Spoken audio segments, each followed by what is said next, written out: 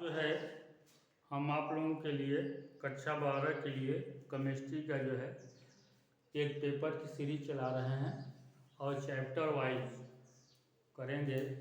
तो आज जो है केमिस्ट्री का जो है बायोमॉलिक्यूल का स्टार्ट कर रहे हैं। उसमें से कार्बोहाइड्रेट्स का हम ले रहे हैं जितने क्वेश्चन, और 100% हमें आशा है कि आप उसमें से क्वेश्चन आएगा, उससे बाहर कोई भी प्रश्न नहीं आएगा। अब उसमें जो प्रश्न आए हैं प्रश्न लिख दे रहे हैं, देख लीजिए आप। Chemistry CHEMI,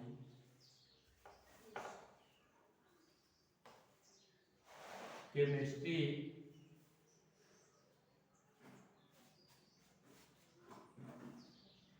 very important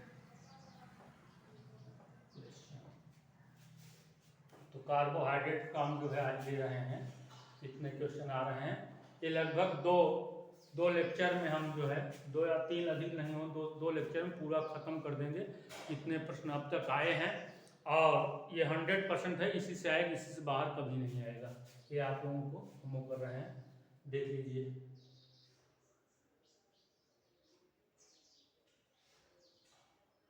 carbohydrate क्या है,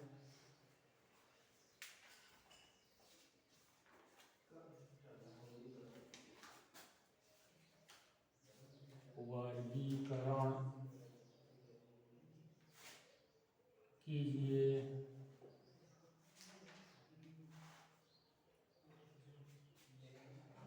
या मोनोसैकेराइड्स,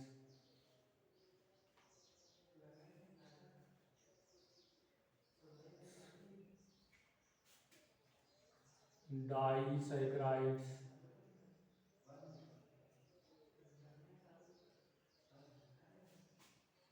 पॉलीसैकेराइड्स,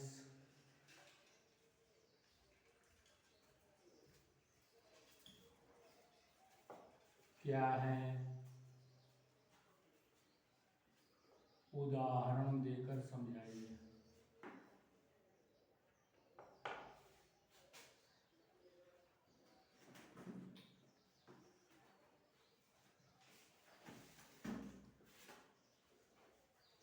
या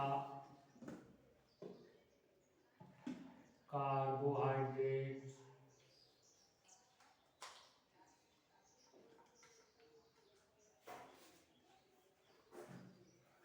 परीक्षण,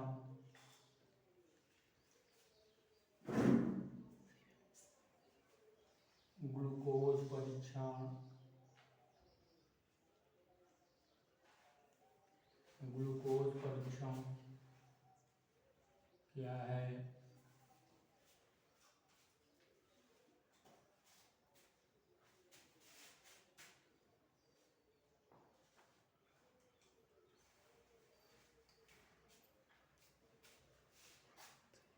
और इसका IUPAC नाम लिखो।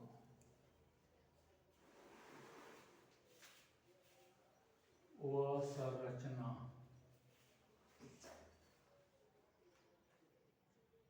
बताइए।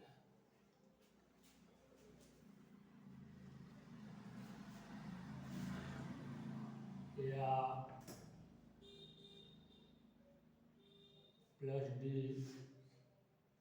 +DL ग्लूकोज का संरचना बनाओ, संरचना लिखो।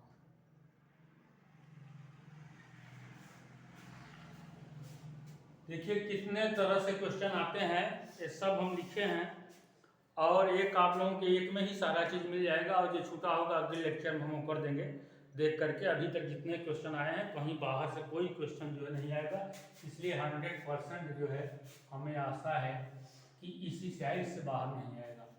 कार्बोहाइड्रेट क्या है, वर्गीकरण कीजिए। मोनोसैकेराइड, डाइसैकेराइड्स, पॉलीसैकेराइड क्या है, उदाहरण देकर समझाइए। कार्बोहाइड्रेट परीक्षण, ग्लूकोज परीक्षण क्या है, इसका IUPAC नाम। IUPAC नाम का मतलब ग्लूकोज का जो है IUPAC नाम आपको लिखना है। वह संरचना बताइए। प्लस DO-L क्या है, ग्लूकोज का संरचना, यह भी आपको लिखना है। इस ढंग से जो है एक इसमें है ये, चलिए बता देंगे कि कॉपर ऑक्साइड के साथ जो है यदि ये फेलिंग विलयन के साथ क्रिया कराया जाए तो क्या बनेगा, तो यह भी लास्ट में हम करा देंगे इसको भी, इससे कि लगभग जितने क्वेश्चन आए हैं सब हो जाए। अब देखिए कार्बोहाइड्रेट्स की, पहले हम कार्बोहाइड्रेट बारे में थोड़ा जो इंट्रोडक्शन दे दें। कार्बोहाइड्रेट्स जो है यह लैटिन भाषा के कार्बन एवं हाइड्रोजन से मिलकर बना है। कार्बन एवं हाइड्रोजन से मिलकर बना है कार्बोहाइड्रेट्स।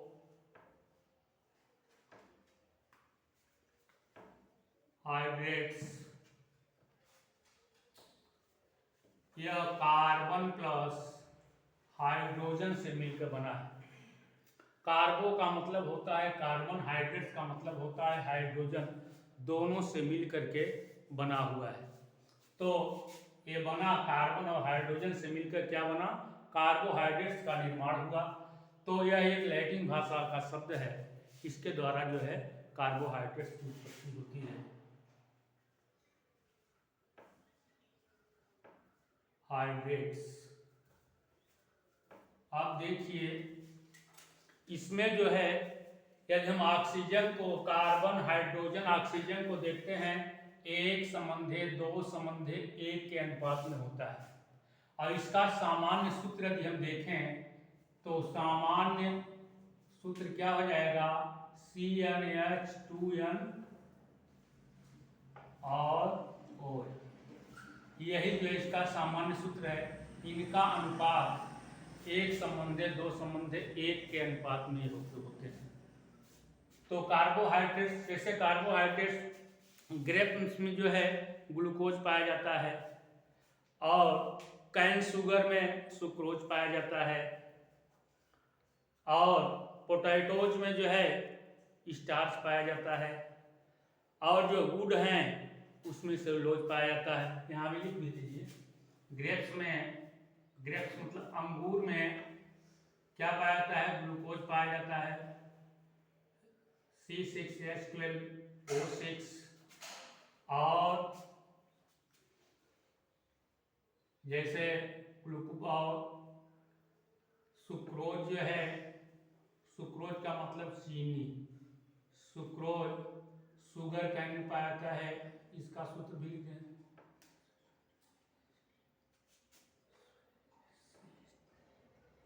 C12H22O11। इसी ढंग से स्टार्च C6H10O5N। स्टार्च किसमें पाया जाता है, पोटैटो में पाया जाता है। यह जो है शुगर कैन, शुगर कैन मतलब ऊख, ईख जिसे कहते हैं, और ये पोटैटोज में।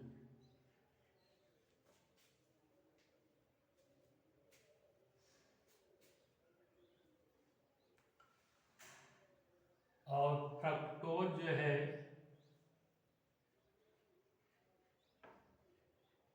फ्रक्टोज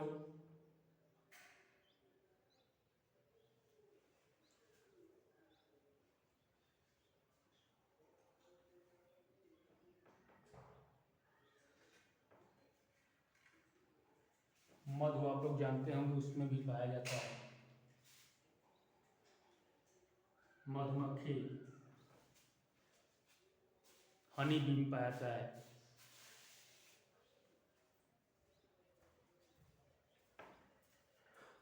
इस ढंग से जो है ये हमारे वातावरण, ये हमारे जो है नेचर में, प्रकृति में पाए जाते हैं। अब जो है कार्बोहाइड्रेट की परिभाषा आप लोगों को बता रहे हैं। कार्बोहाइड्रेट्स क्या है, carbohydrates are polyfunctional compounds. Carbohydrates are polyfunctional compound. They contain alcoholic and aldehyde and ketones group. यहाँ लिख सकते हो हिंदी में, अंग्रेजी में को ठीक रहता है। Carbohydrates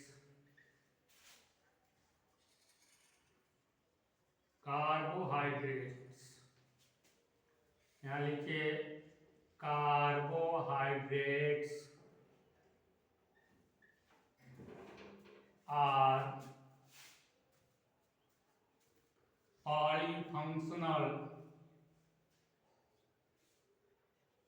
polyfunctional compound. They contain, मतलब इसके अंदर पाया जाता है, they contain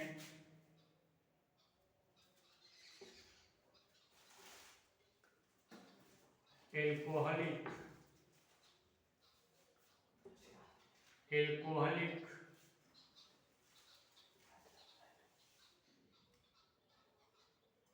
aldehydes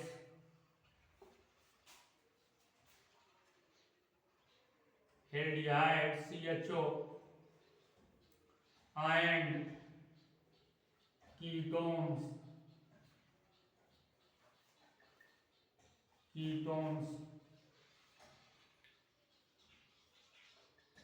ग्रुप। इतना जो है carbohydrates are polyfunctional compound. Polyfunctional compound का मतलब होता है कि दो से अधिक जो है फंक्शनल कंपाउंड जो है इसके अंतर्गत पाए जाते हैं। किसके अंतर्गत? कार्बोहाइड्रेट्स के। और वो हैं एल्डिहाइड हैं, कीटोन्स हैं और एल्कोहल। एल्डिहाइड, कीटोन्स, एल्कोहल, ये जो है फिर देखते हैं कि ये CHO ग्रुप है, कीटोन है और क्या है? एल्कोहलिक ग्रुप है। इस ढंग से जो है ये पॉलीफंक्शनल कंपाउंड है। एक का देखिए हम जो है एक का दिखा रहे हैं आप लोगों को, जैसे पॉलीहाइड्रोक्सी एल्डिहाइड का, और एक जो है एल्डिहाइड का दिखा रहे हैं, एक कीटोन का दिखा रहे हैं। आप देखिए इसमें जो है पहले हम जो है एल्डिहाइड का दिखाएंगे एक स्ट्रक्चर बना के। CHO है और इसके अंतर्गत जो है हम देखते हैं 3 क्या जुड़ा रहेगा? 3 कार्बन जुड़ा रहेगा। 1 2 3 कार्बन है, तो यहाँ H रहेगा, यहाँ जो है H2 और उस तरफ जो है OH। इस ढंग से जो है ये पॉलीहाइड्रोक्सी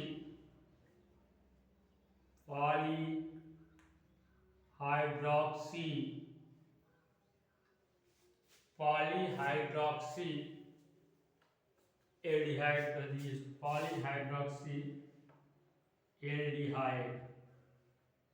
अब देखिए एल्डिहाइड क्यों है? क्योंकि CHO ग्रुप इसके साथ लगा हुआ है, इसलिए ये पॉलीहाइड्रोक्सी एल्डिहाइड है।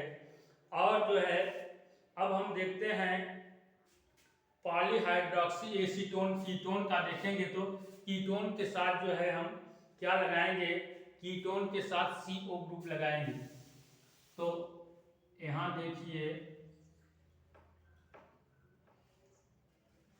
H2 क्या कीटोन ग्रुप है, C है, OH है, H है, H2 यहाँ भी लगा दें, 2 H2। अब देखिए 1 2 3 हो गया ये, और 1 2 1 3 2 5,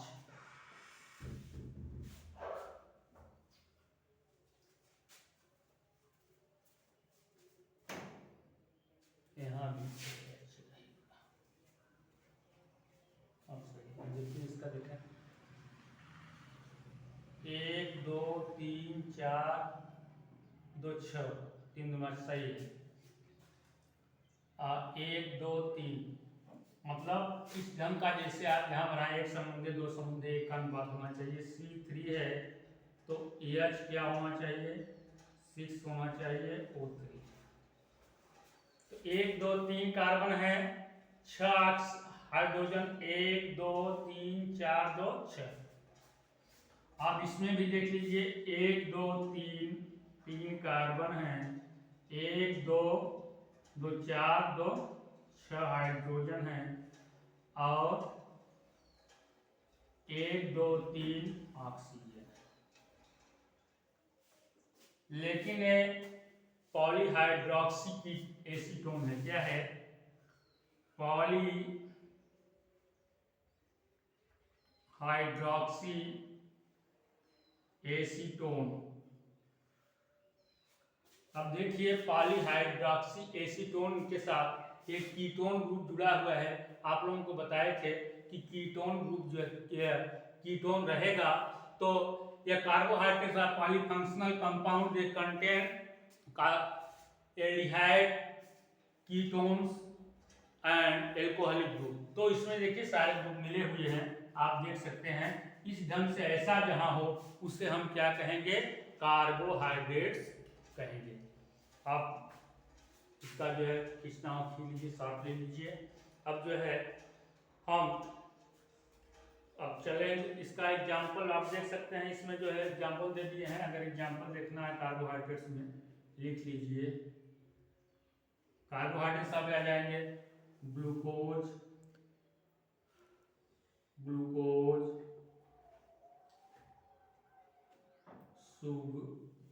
सुक्रोज,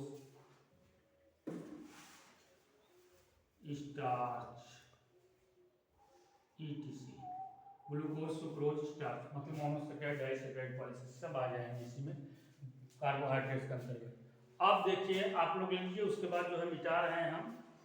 अब हम जो है इसका क्लासिफिकेशन करेंगे, ठीक।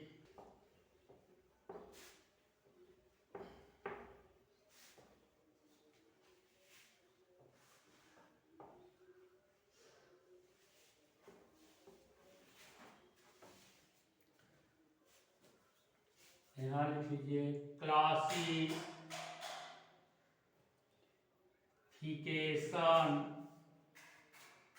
ऑफ कार्बोहाइड्रेट्स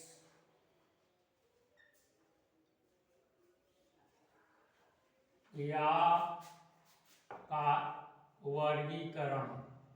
हिंदी में क्या कहेंगे, वर्गीकरण।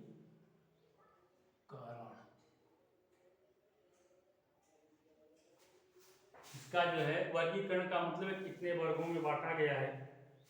तो यदि हम इसका भौतिक गुणों के आधार पर देखेंगे तो भौतिक गुणों के आधार पर देखते हैं, फिजिकल प्रॉपर्टीज के आधार पर,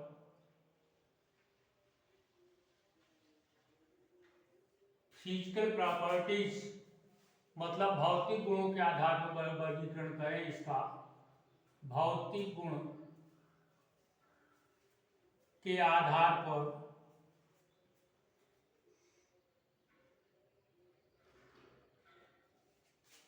या अकॉर्डिंग टू फिजिकल प्रॉपर्टीज के आधार पर वर्गीकरण करें तो दो ही प्रकार का होता है। एक होता है शुगर होता है और एक होता है नॉन शुगर होता है। देखते हैं पहला क्या है, शुगर है। पहला शुगर है तो यह क्या होगा, डिजॉल्विंग, डिजॉल्व मतलब घुल जाता है, डिजॉल्विंग H2O पानी में घुल जाता है। इसके अंतर्गत जो है ग्लूकोज, फ्रक्टोज क्या आते हैं, C6H12O6 ग्लूकोज फ्रक्टोज मान लीजिए। और आपका जो है शुगर आता है, जो चीनी वगैरह खाते हो आप लोग, तो शुगर समझ लीजिए ये सब जो है डिजॉल्व में आते हैं, ये जो है घुलनशील होते हैं शुगर। और दूसरा क्या है, non sugar. Non sugar no dissolve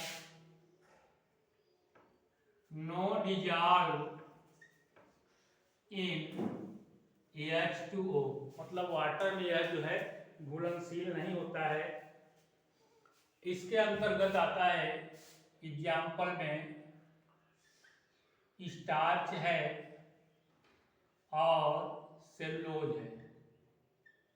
starch और सेलुलोज दो आते हैं, स्टार्च और। इस तो हो गया फिजिकल प्रॉपर्टीज के आधार पर जो है इनका वर्गीकरण हम कर रहे हैं। अब दूसरा है, सबसे महत्वपूर्ण चल रहा है, केमिकल प्रॉपर्टीज के आधार पर या अकॉर्डिंग टू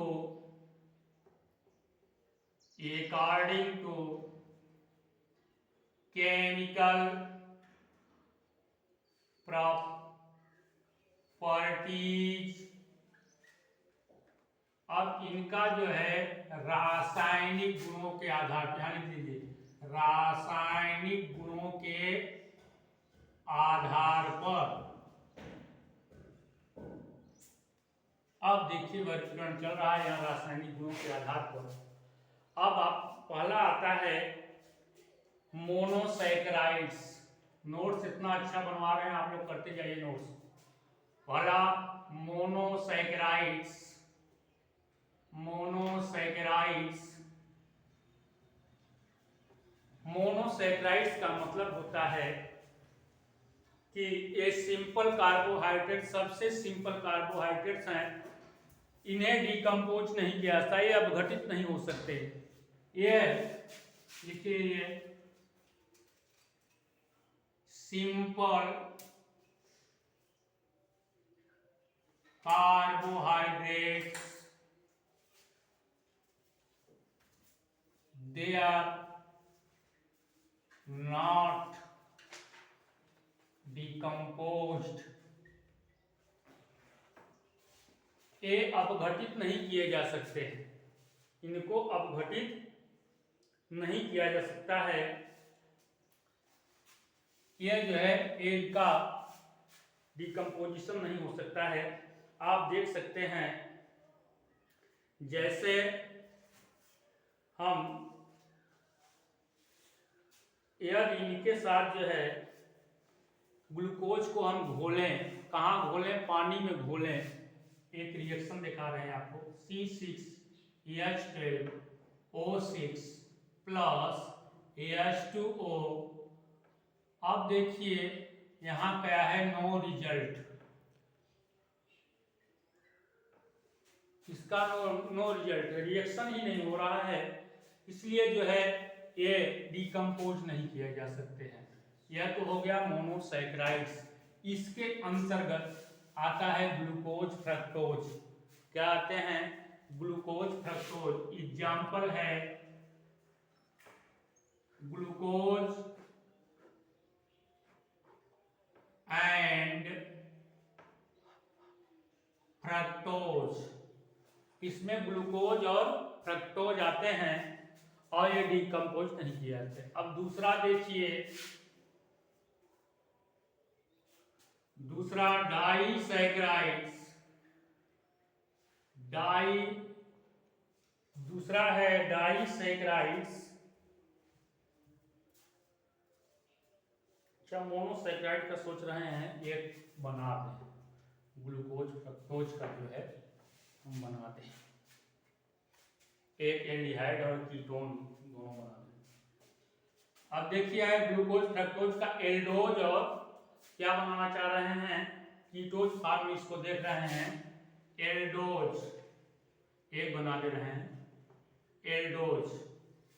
एल्डोज में क्या होता है आप लोगों को बताए हैं, एल्डिहाइड है तो CHO ग्रुप लगेगा। यहाँ देखिए स्ट्रक्चर बना रहे हैं, यह CHO ग्रुप है, तो इसके साथ जो है यह कार्बन है, OH है, H है। अब एक तीसरे नंबर पर जो है, तीसरे नंबर में चेंज होता है, ध्यान देना है,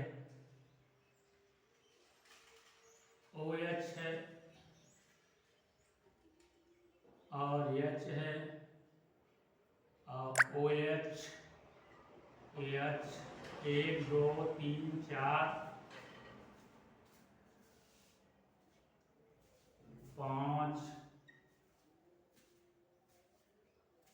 1 2 3 4 5 CH2 OH।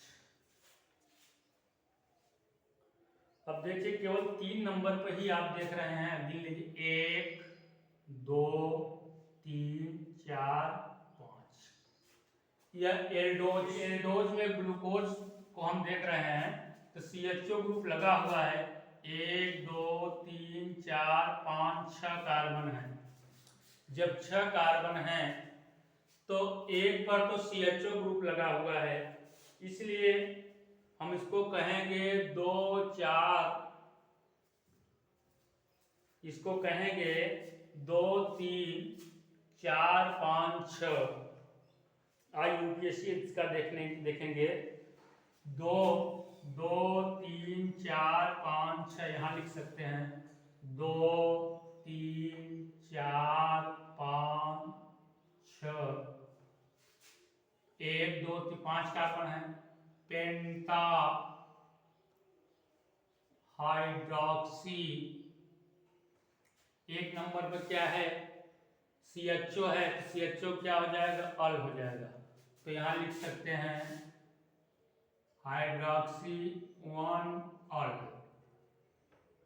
यह इसका IUPAC नाम है। क्या है IUPAC नाम, और यह है ग्लूकोज का स्ट्रक्चर। अब इसी ढंग से हम जो है कीटोज फॉर्म में देख रहे हैं, फ्रक्टोज का भी हम देख सकते हैं। खूब आसान तरीका है, आप लोग बना सकते हो। CH2OH और अब तीसरे नंबर पे है तो यहाँ जो है OH H, तीसरे नंबर में चेंज होगा ना, OH H और यहाँ जो है यहाँ H, यहाँ OH, यहाँ OH, यहाँ H, 1 2 3 4 5 CH2OH,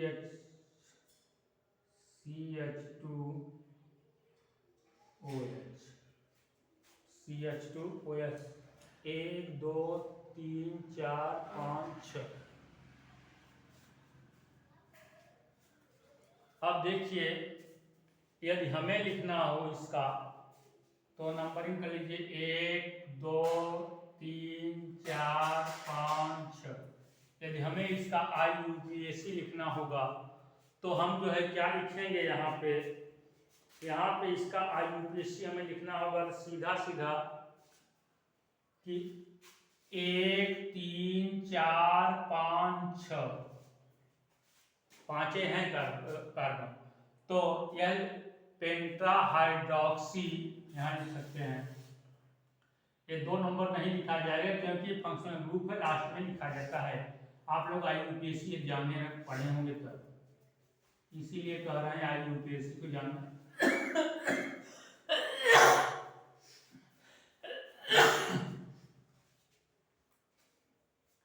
1 3 4 5 6, इसे कहेंगे पेंटा हाइड्रोक्सी। उसके बाद 1 या 2 नंबर पर है कीटोन ग्रुप है तो इसलिए इसका ओन लगता है, तो यहां लिखेंगे 2 ओन। दोनों का IUPAC बता दिए हम और स्ट्रक्चर भी आप लोगों को बता दिए। आप देख सकते हैं दोनों चीजें आपको बता दिया गया।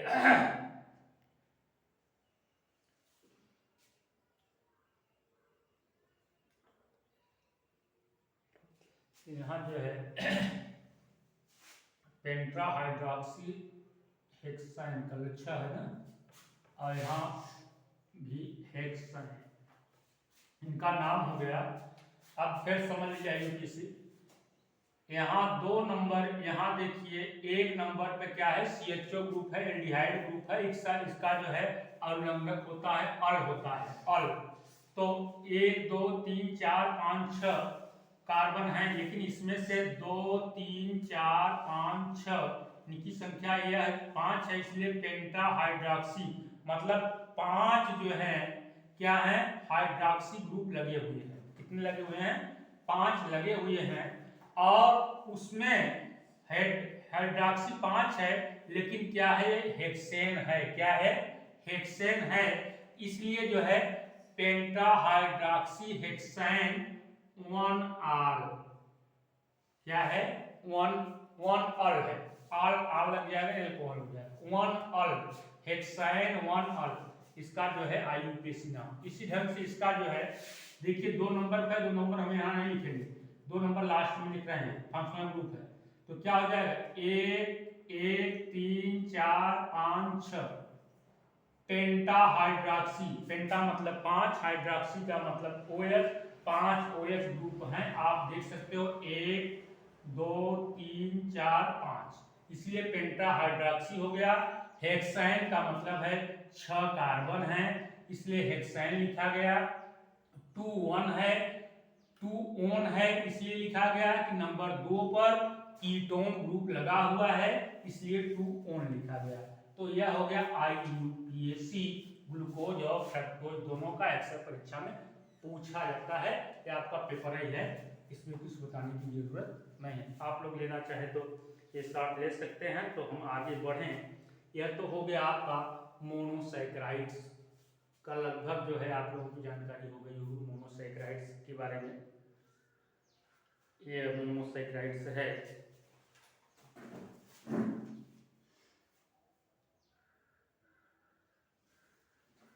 चलें हम आगे, जो है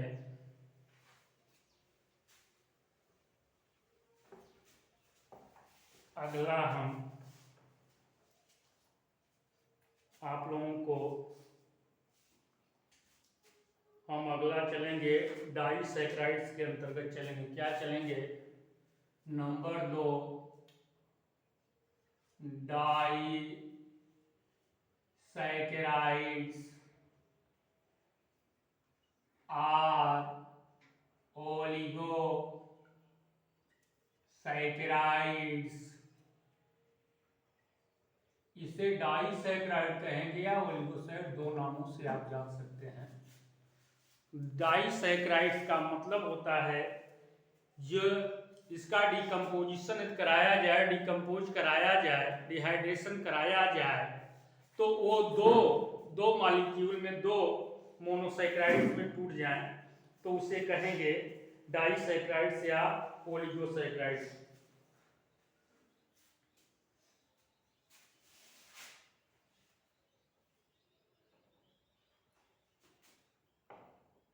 If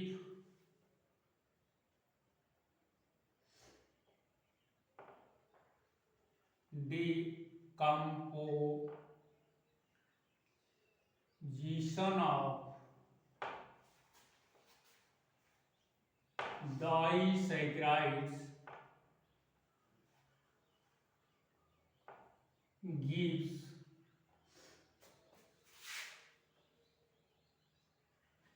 two monosaccharides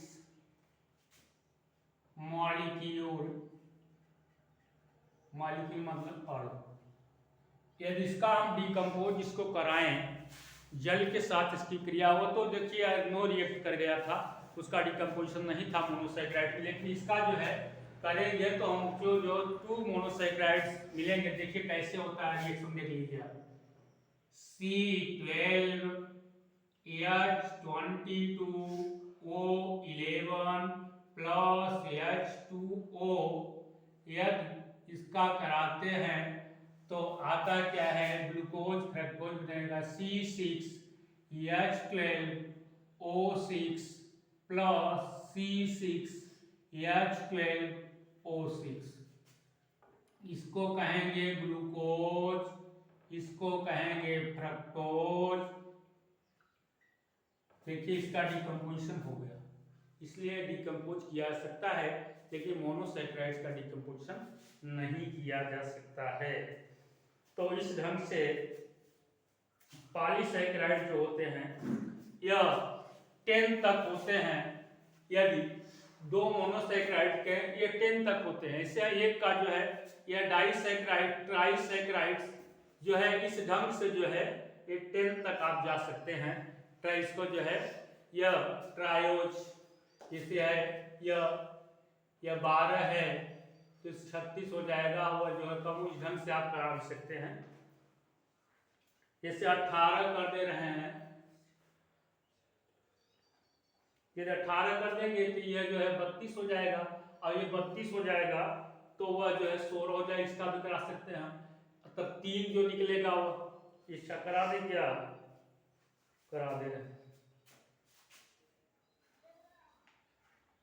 यदि हम कार्बन को जो है कार्बन को 2 है तो 12 है, जिसमें क्या हो जाएगा 18 हो जाएगा, और इसमें 22 था तो 18 दूना 36, 4 कम हो जाएगा तो क्या हो जाएगा 32 ही रहेगा। और इसमें जो है यह इसका आधा 18 उसका, तो इसमें 16 हो जाएंगे, क्या हो जाएंगे 16 हो जाएंगे, इसमें 16 हो जाएंगे। तो इस ढंग से जब इसका 2 मॉलिक्यूल हम जो है कराएंगे तो हमको जो है प्राप्त होगा C6H12O6 plus C6H12O6 plus C6H12O6, 3 प्राप्त होंगे। 6 6 12, 6 3 18, और ये जो है 12 दूना 24, 12 36, 32 और 4 36 हो जाए, और यह 16 है तो 6 6 12, 6 3 18 और 16 2 18 रहेंगे। ये 2 मॉलिक्यूल 2 4 हाइड्रोजन रहेंगे इसके साथ और 2 ऑक्सीजन रहेगा, इसलिए जो है इनकी संख्या जुड़ जाएगी। इससे 2 दूना 4 हाइड्रोजन हो गया, 32 4 36 हाइड्रोजन हो जाएगा, और ऑक्सीजन 16 है तो 16 2 ऑक्सीजन, 16 2 18 ऑक्सीजन हो जाएगा। इस ढंग से जो है हम करा सकते हैं, इसको बढ़ाते चले जाएंगे, बढ़ता चला जाएगा। यह तो हो गया डाइसैकेराइड्स। अब डाइसैकेराइड्स जो है,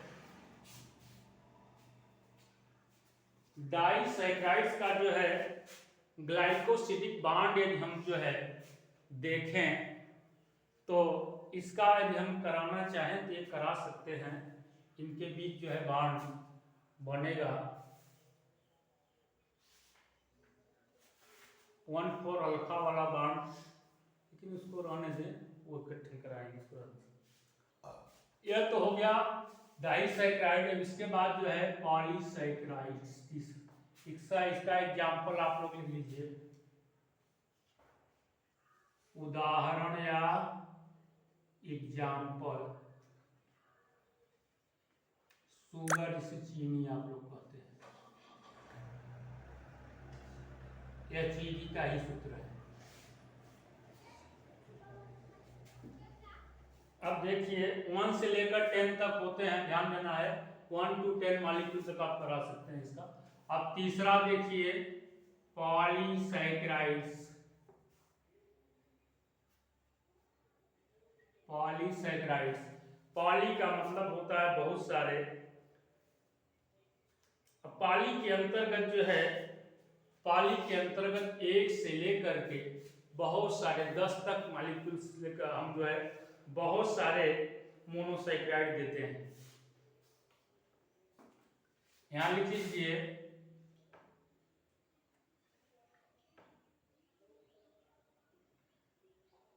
that gives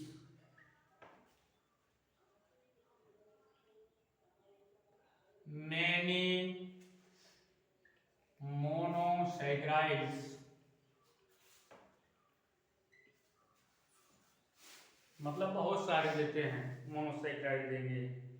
अब जैसे हम एक ले रहे हैं, स्टार्च का ले रहे हैं, C6H10 O5 का जो है N कर ले रहे हैं, मतलब बहुत सारे। अब इसके साथ जब हम इसका जो है हाइड्रोलिसिस कराएंगे, या इसका जो है ये हाइड्रोजन जल के साथ क्रिया कराएंगे तो NC6H10O5 हो जाएगा इसका। यह जो है स्टार्च इसी के अंतर्गत आते हैं, स्टार्च इसी के अंतर्गत स्टार्च आता है। और उसका जो है इसका पॉलीसेकेराइड का स्ट्रक्चर भी है।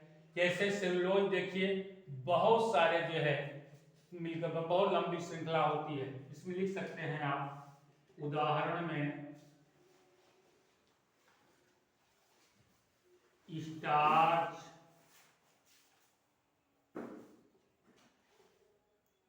सेलुलोज,